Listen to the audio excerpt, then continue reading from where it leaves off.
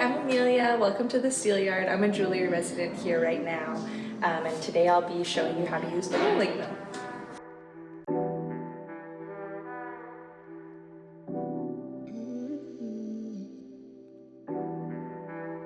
So the rolling mill is a great tool to use if you'd like to flatten any copper, brass, nickel, silver, any metal except for steel you can put through this rolling mill. Steel will dent the rollers, so it's really important that we don't put steel through the press. So if I wanted to change the gauge of the sheet metal, making this go from thicker to thinner, I could do this through the press. If I wanted to flatten out a piece of wire, I could do it through this part. If I wanted to change a round wire to a square wire, I could do it through here. And if I wanted to change a round wire to a half round wire, I could do it right over here. So I'll start with the sheet metal.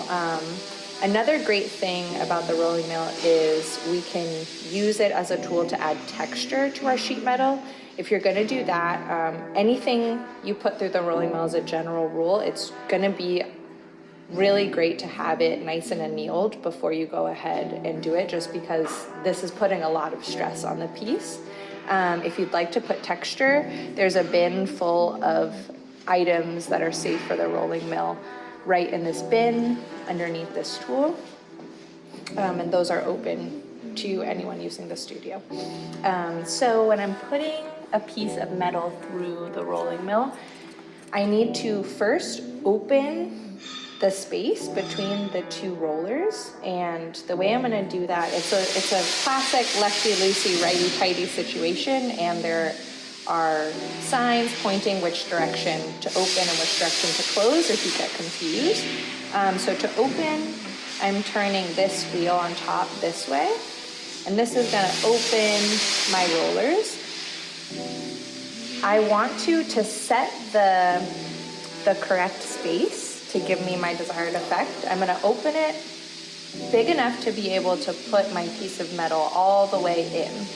And then when my metal's in there, I'm going to close it. So turning it closed.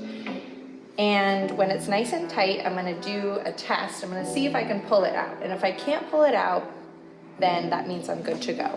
Something that I like to do, this is optional, this is just something that helps me, is when it's nice and tight in there, I like to take this dry erase marker and I like to mark right where this arrow is pointing. I like to make a mark right on the top. It will erase with your finger, so you don't have to worry about messing that up. Then what I'm gonna do is I'm going to open this again. I'm gonna take this out.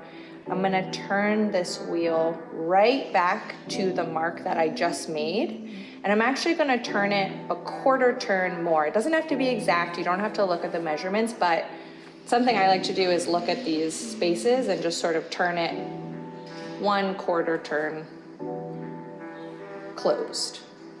And then it's really great to start with your lever in the up position so that you have a nice leverage turning when you're ready to.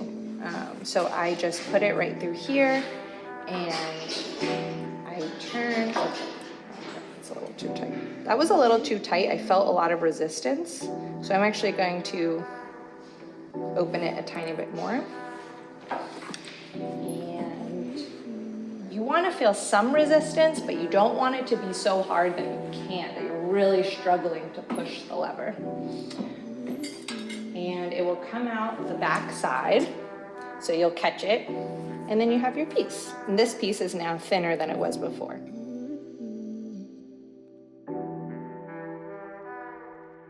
So the rolling mill is also a great tool to use if you want to change your round wire into half round wire or into square wire.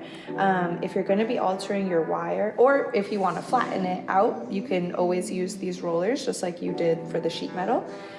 If you are going to be using the half round or the square functions, you want the rollers to be totally closed. So I'll turn it all the way to a closed position, so there's no space in between these rollers here.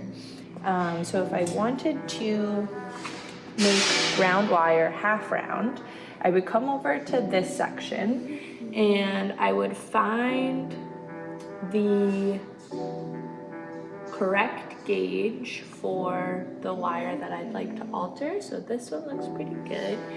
And I'll start with my lever in the up position just because it's easier for me to push.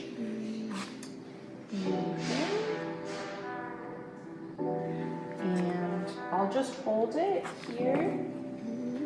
And then once it's caught, I'll just let it go. And I'll pick it up in the back, and now we have half round wire. If you want to use the square wire function, this is a really handy little tool.